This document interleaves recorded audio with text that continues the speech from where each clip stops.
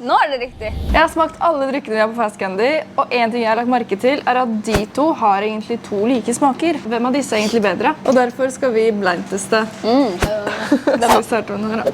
Ok, lukt. Oi, vent da. Jeg må prøve den andre for å vite. Let's try. Den lukter mer bringebær. Det som ødelegger det er low-key at den ene er energidrikken, og den andre er brus. Og man smaker hvilken som er energidrikk. Ok, klar. Hvem som er energidrikk? Klar, ferdig, gå. Jeg visste det. Men hvem synes vi er bedre da? Jeg likte smaken her. Den var litt mer Jeg likte kraftig. faktisk den bedre også. Den smakte slush, uferdig slush. Begge disse finner dere da inne hos oss på Fast Candy. Jeg har brain freeze.